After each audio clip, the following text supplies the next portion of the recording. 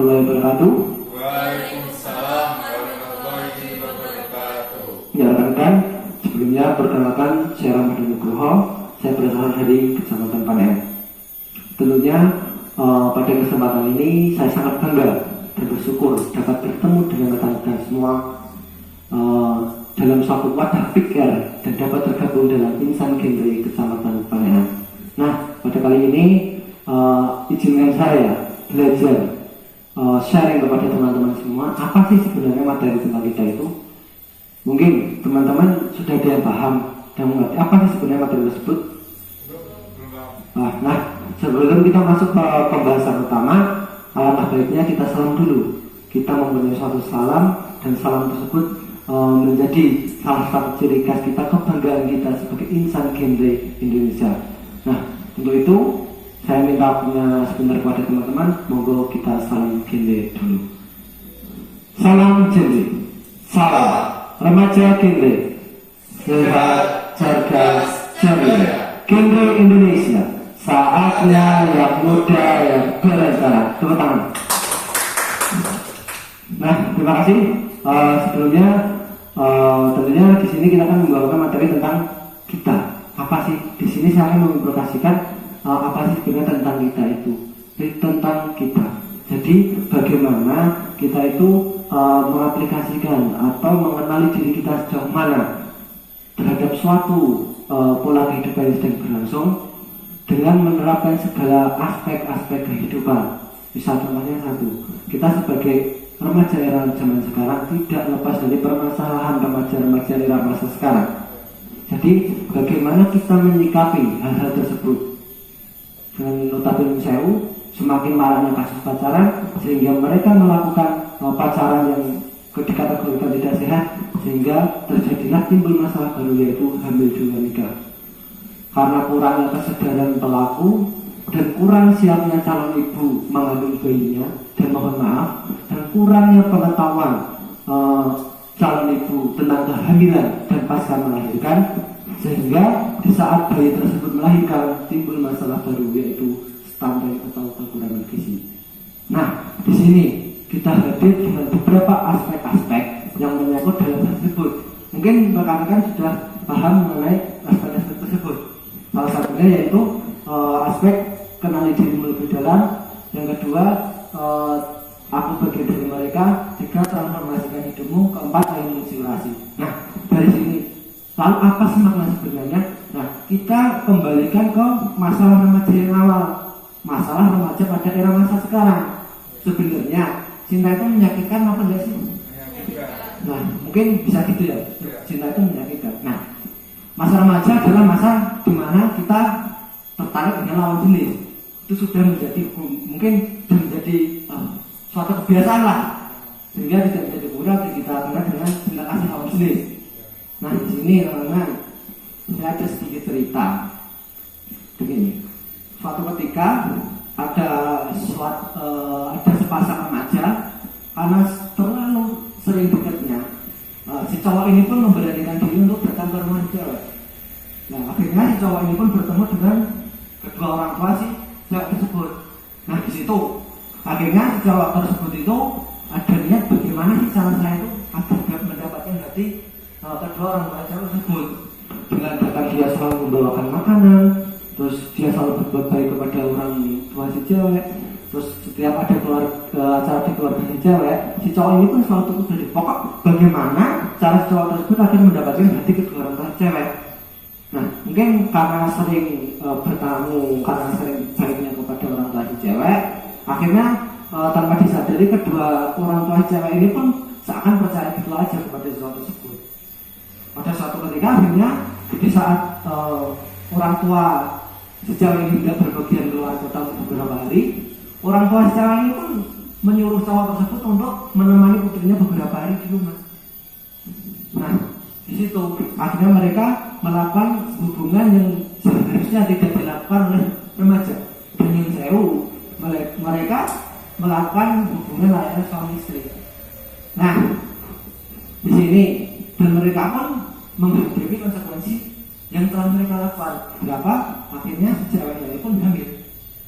Lalu si cewek ini pun memberitahukan kepada cowok cowok pun berusaha bagaimana cara dia dapat mengukurkan kandungan tersebut. Namun nanti berkata lain, kedua orang tua si cewek sudah mengetahui hal tersebut, hingga akhirnya kedua orang tua si cewek ini menuntut kepada si cowok untuk menikahi putrinya. Akan tetapi orang tua si cowok menentang hal tersebut dikarenakan mereka masih duduk di bangku sekolah. Nah, dari sini permasalahan masih terus berlanjut dikarenakan kedua belah pihak berbeda pendapat. Akhirnya dan berita tersebut sudah begitu tersebar luas. Akhirnya si cowok ini pun dikeluarkan dari sekolah dan akhirnya diikuti masyarakat dan entah dia pergi kemana. Sedangkan si cewek dia dicaci oleh rekan dan kerabat-kerabatnya hingga akhirnya si cewek ini pun depresi dan dia pun akhirnya mencari si cewek ini pun bunuh diri. Nah, teman-teman, kita bisa ambil dari kesimpulan cerita tersebut bahwa tidak semua kisah cinta itu berakhir dengan menyenangkan. Tidak dengan halnya misal kita ambil motif kita belajar cinta dalam arti cinta yang sehat. Maksudnya cinta yang sehat itu kita ambil, kita pacaran tapi dalam untuk memotivasi diri kita untuk terus berbuat baik ke depannya, untuk kita berprestasi ke depannya di bidang apapun. Jadi kita mempunyai tahu tujuan selama tujuan itu baik.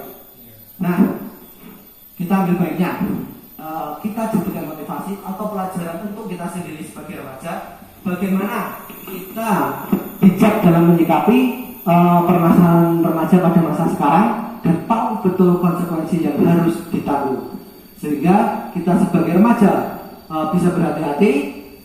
Kita harus menjadi contoh untuk remaja khususnya di lingkungan, sehingga kita mampu mewujudkan menuju masa depan yang lebih baik, sehingga terwujudnya remaja sehat menuju generasi emas. Salam Genre, salam remaja genre, Sehat, cerdas, ceria. Genre Indonesia. Saatnya yang muda yang berkarya.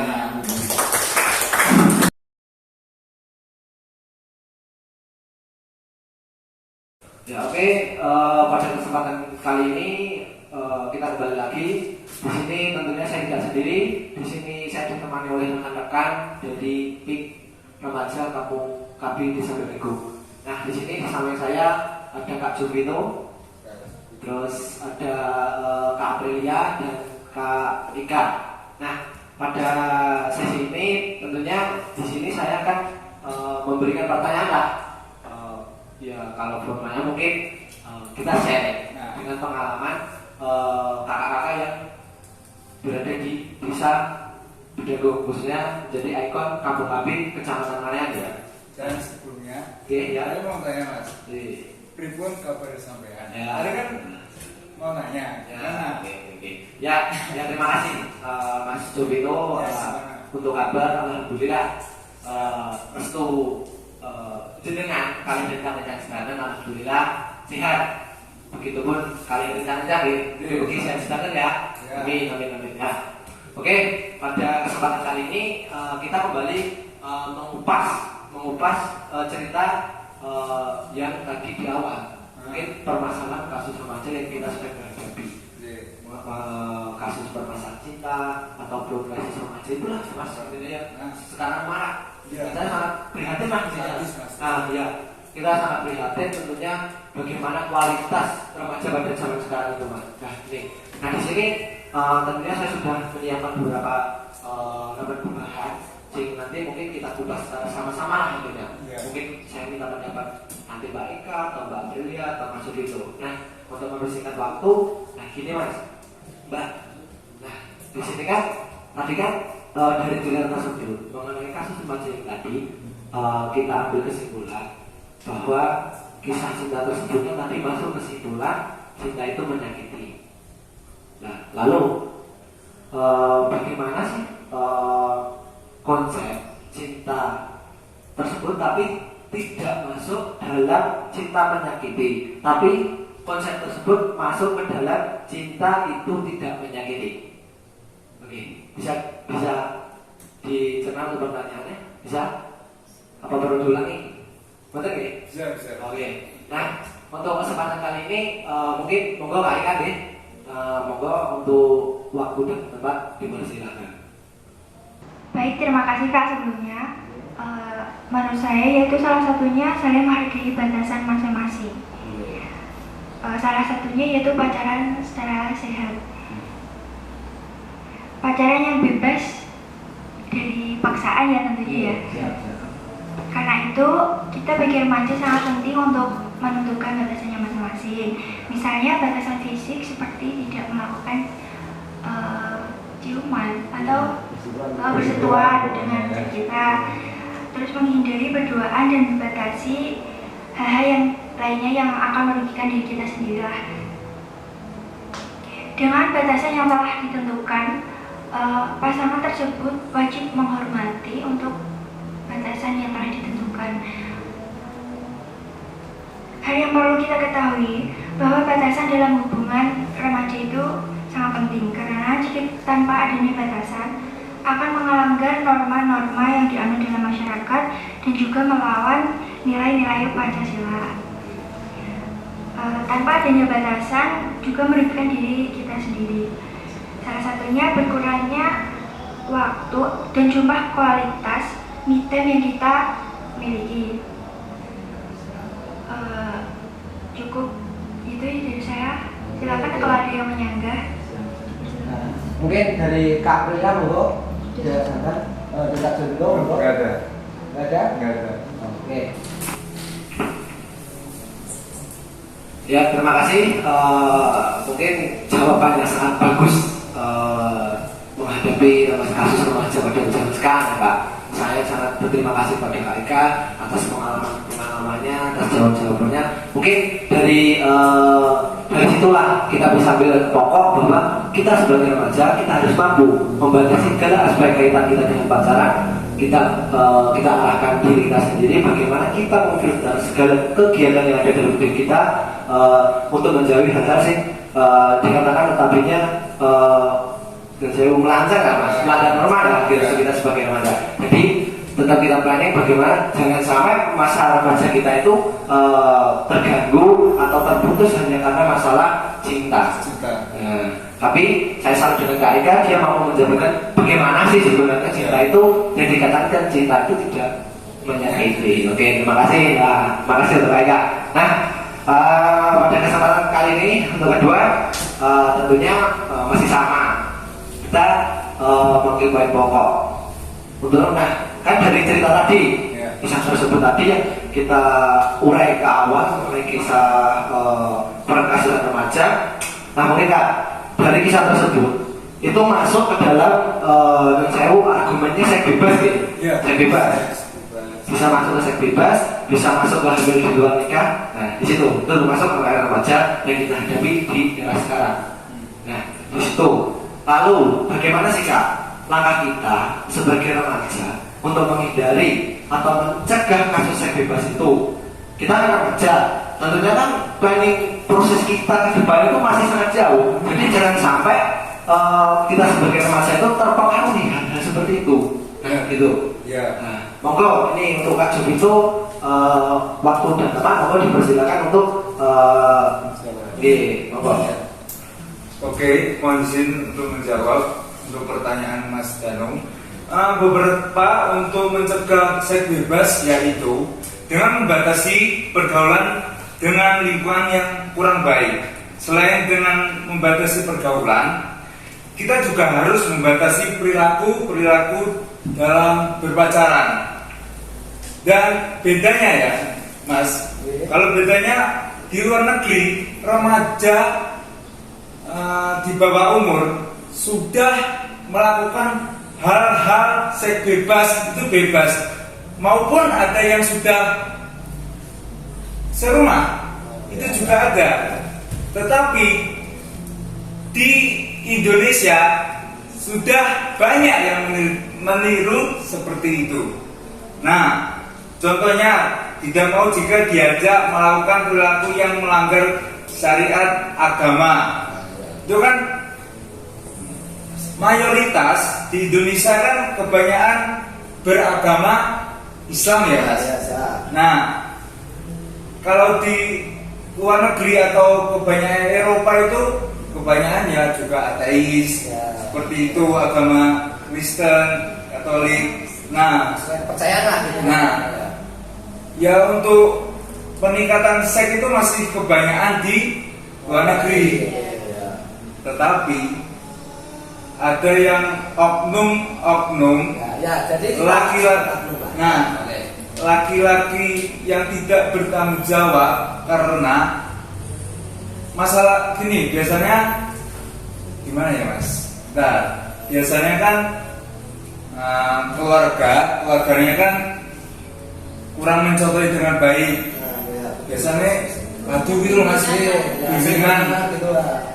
ya istilahnya broken home, kebanyakan apa-apa mengeluh, terus pelariannya mencari cewek, terus seks, ujung-ujungnya menyakiti gitu loh Mas, menyakiti. Berarti dia lebih ke arahnya yang Negatif gitu.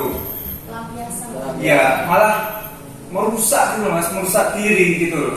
Dan aku malah ngesak nih orang tua Mas, udah mendidik, dia kan udah sebisanya mendidik dengan baik gitu loh. Ya gitulah kalau pendapat saya. Sebisa saya gitu aja Mas. Ya mungkin untuk Kak Aprilia dan Kak Eka mau menyampaikan untuk Gimana? ada Mau pertanyaan apa? Gak apa-apa, nambahin buat teman rokok. Atau biasanya kan ini Ya. apa sih pacaran ya? Pacaran kan berkenalan. Lebih baik gini, lebih baik buat hal-hal yang baik atau menikah langsung, namanya ta'aruf gitu loh, di agama Islam gitu loh. Siap. Kalau kita menjalani pacaran, ujung-ujungnya sakit hati. Aku malah mesak nih perempuan nih Mas, gitu malah berpengaruhnya lebih dalam. Kalau laki-laki kan bisa ditingkatkan lagi untuk semangatnya. Perempuan wis kadung disakiti, malah masa depannya gubrak, anu sakne gitu. Gimana pendapatnya Mas Dani? Kalau saya ya, kan kita kan berada di negara hukum ya Mas ya. Nah. Terus kita kan juga beragama. Dan seperti yang dibilang sama Mas Vito tadi, kalau mayoritas di Indonesia itu negaranya Islam ya kan. Lah kan nggak, kurang lebih kita banyak sekali, maksudnya kayak dari kecil mungkin diajarkan kayak tentang hal-hal yang positif. Tapi masih banyak juga kan kalangan remaja yang masih tetap melakukan hal-hal negatif tersebut. Nah, menurut sampean tanggapan Anda tentang orang-orang yang ibaratnya ngeyel gitu buat dikasih tahu tentang hal-hal kayak gitu gimana? Ini ya Pak, pertanyaan Anda gini, kan masalah di luar negeri ya, dari kecil itu anak sudah diajarkan untuk seks itu udah. Saya lihat di artikel dan pengetahuan dari saudara-saudara saya sudah diajarkan. Dan kalau di Indonesia diajarkan sopan santun aja, tapi tidak mencontohkan. Ya kalau bisa mencontohkan itu dengan baik gitu loh, biar nggak dicoba apa-apa. Takutnya kalau sudah dewasa dicoba-coba, aduh malah Mbak, malah terlambat, malah hamil gitu loh. Kalau di luar negeri itu caranya udah setahu saya pribadi gitu. Gimana lagi mau bertanya Mas? Nggak ada, sampean cukup, monggo.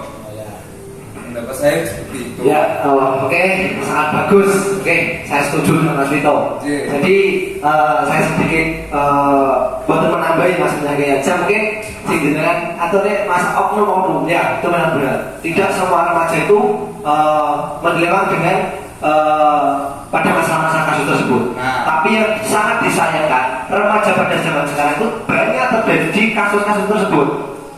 Nah itu, ya kan? Benar.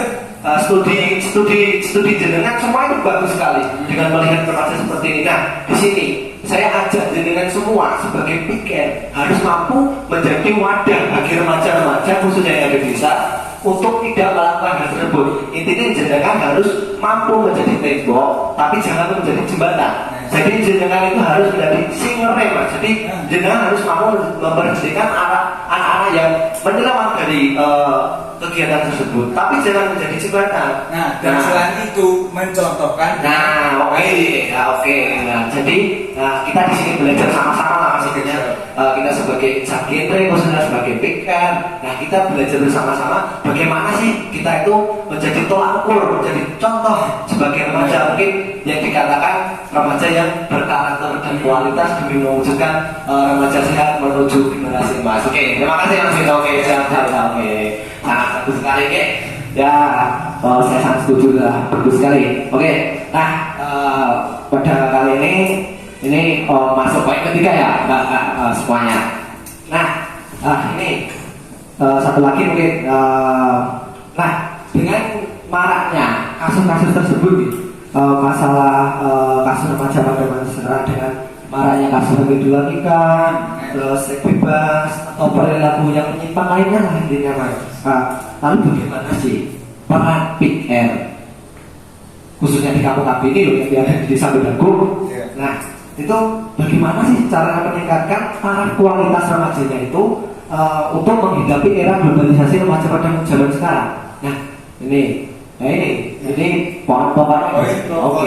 Nah, di sini mungkin monggo untuk Aprilia ya, waktu dan tempat diperkenalkan. Ya, sebelumnya terima kasih ya Kak atas pertanyaannya.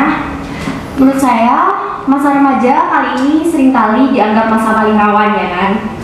Tapi sebenarnya untuk remaja tersendiri, masa remaja itu merupakan masa paling menyenangkan untuk mereka memperoleh pengalaman.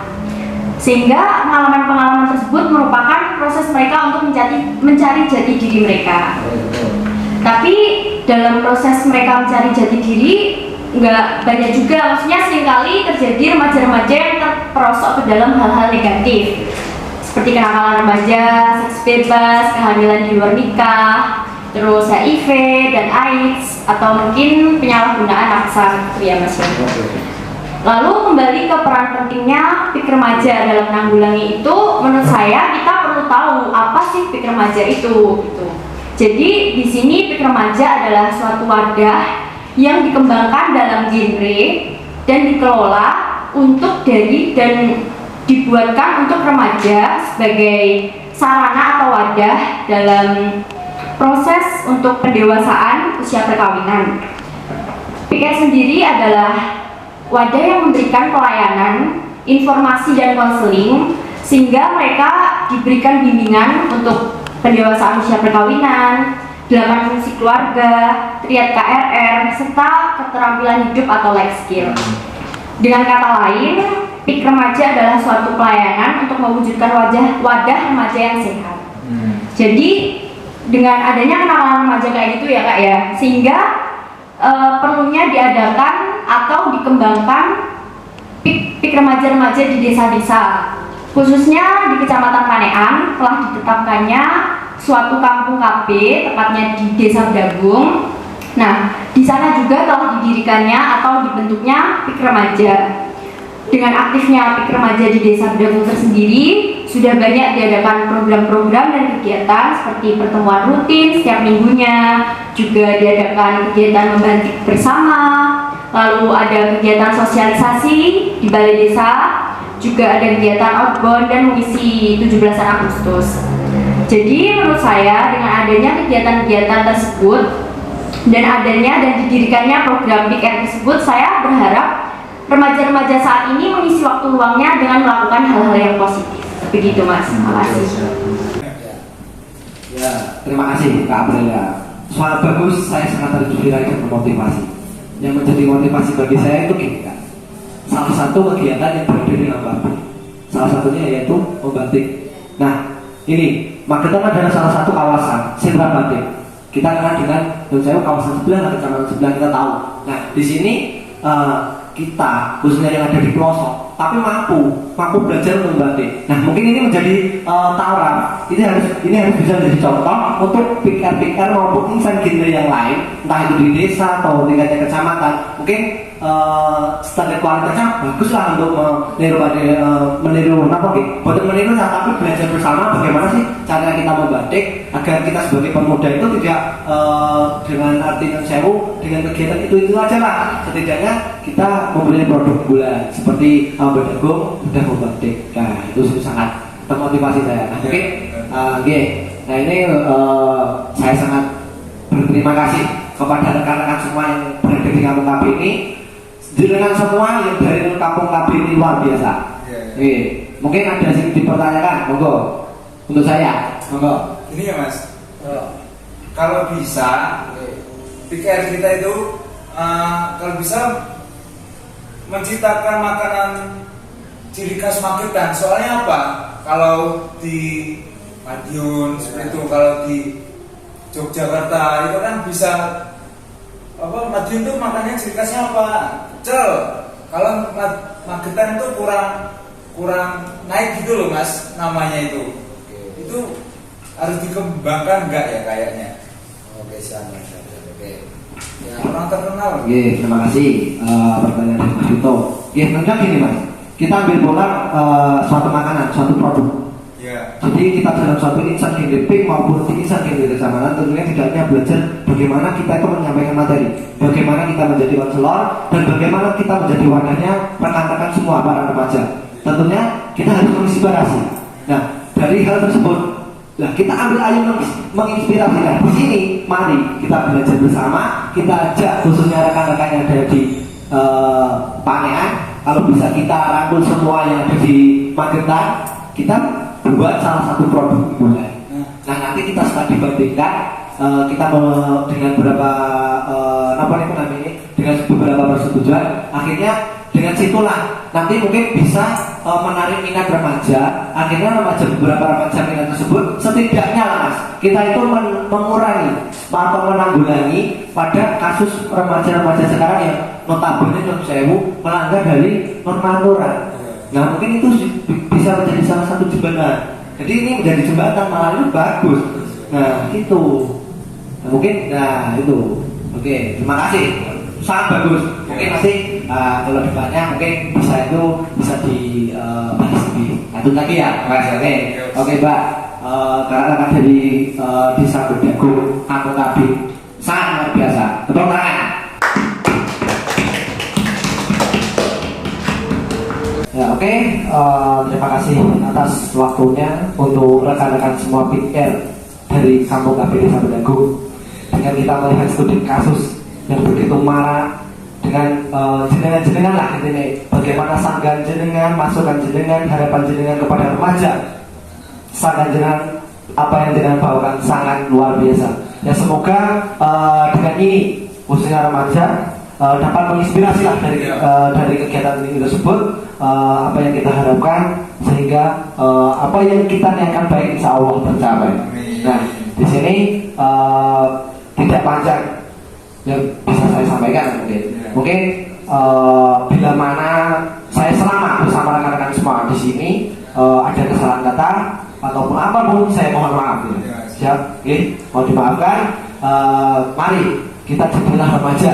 Di sini saya berpesan, jadilah remaja yang sehat, berkualitas dan berkarakter demi mewujudkan remaja sehat menuju generasi emas. Akhir kalam, bila taufiq wal hidayah. Wassalamualaikum warahmatullahi wabarakatuh.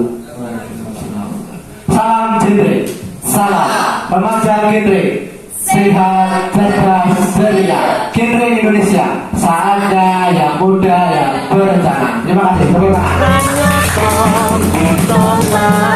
Magetan kondang bangun jiwa ekonomi lan sosial, manembah maha kuasa ada dasar Pancasila.